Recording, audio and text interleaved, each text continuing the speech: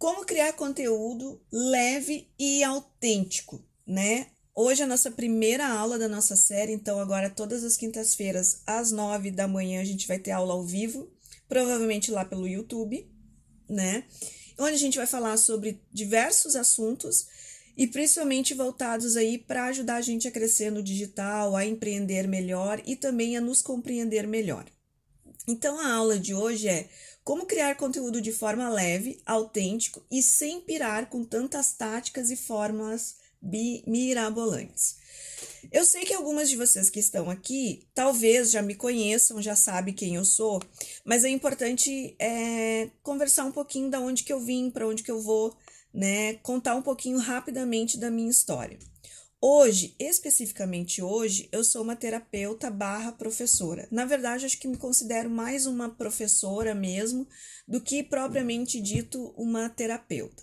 Só que antes de eu ser essa terapeuta, antes de eu ser essa professora, eu fui uma pessoa que trabalhou muitos anos em CLT e trabalhei em cargos de vendas, de pós-venda, de coordenadoria, de consultoria, com atendimento de pessoal, com treinamento de equipes, principalmente com desenvolvimento pessoal e liderança.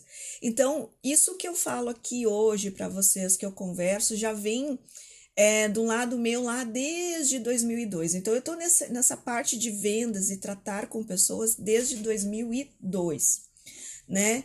E aí, eu juntei esses dois mundos, assim, quando eu comecei a empreender em 2009, que foi quando eu comecei a ter o meu negócio digital. A minha primeira empresa, se vocês não sabem, a primeira empresa que eu tive, eu continuava trabalhando na CLT, mas eu abri de forma informal, era para ganhar um extra, na verdade, que é a Tecendo Mimos. A Tecendo Mimos foi a primeira empresa que eu tive, lá em 2009. Então, foi a primeira vez que eu comecei a empreender, eu me colocando num mercado que eu não sabia, que eu não conhecia, e num ramo bem difícil, que era o ramo de artesanato. Então, assim, ó, pensa assim, em perrengues, foi nessa época aí. Tudo que eu tinha que aprender e o que eu sei hoje veio dessa época aí. Isso em 2009.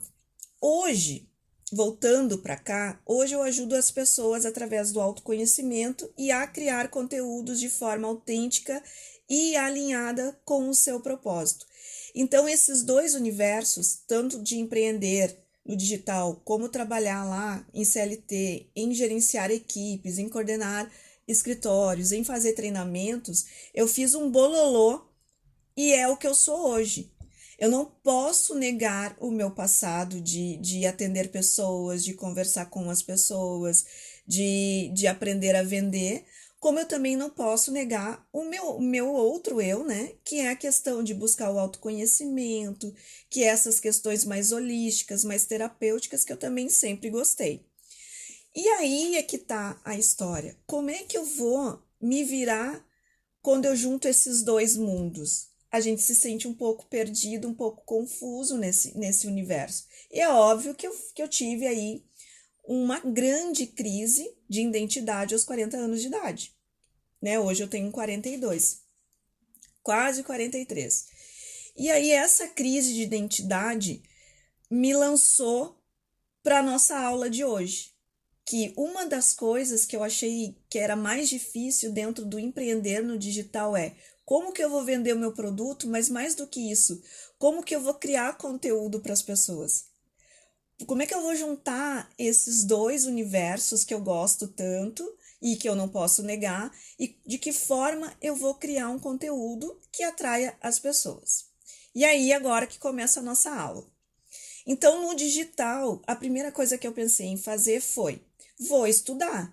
Então, eu vou fazer curso. Aí, fiz curso de marketing, fiz curso de construção de marca e, é claro, de criação de conteúdo. E aí, quando a gente começa a fazer essa criação de conteúdo, né? A gente quer fazer esses cursos todos, a gente é a louca dos cursos, né? Eu sei que tem muitas aqui que são as loucas do curso. E aí, o que acontece? né? A primeira coisa que a gente faz é começar a seguir essas pessoas que estão nos ensinando.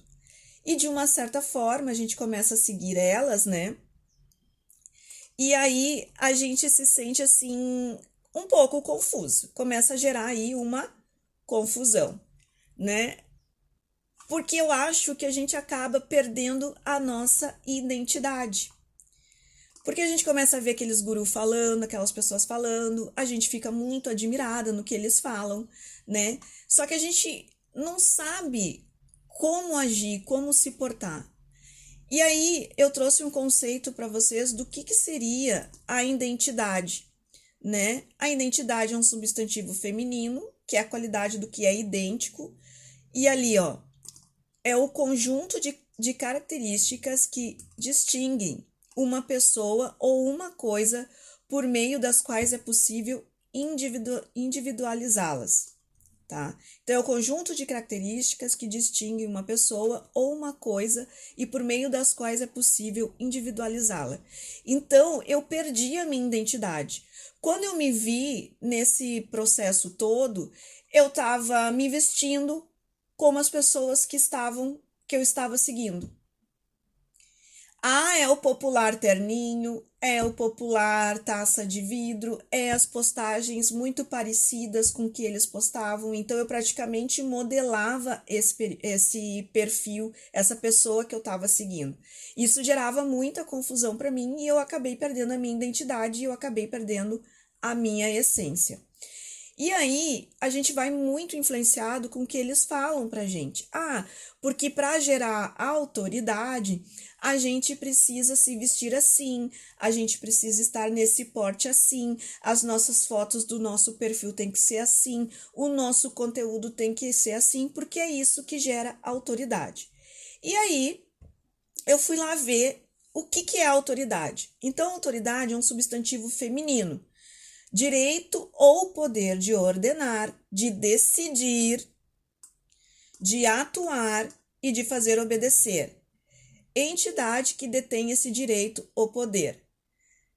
Aí, se eu perguntar para vocês assim, autoridade é o que eu decido, é o que eu quero fazer e as coisas que eu aprendo.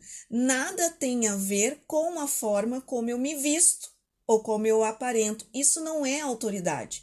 Então, o terninho não é autoridade. O batom vermelho não é autoridade.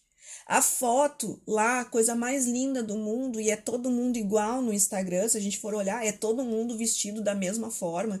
É como se o terno virasse elemento obrigatório para você ser autoridade. Só que quando a pessoa vai falar, quando a pessoa vai dar uma aula, a gente pensa assim, nossa, mas essa pessoa não sabe falar, essa pessoa não tem conhecimento, né? E às vezes a gente acha assim, eu achando que eu não tinha conhecimento.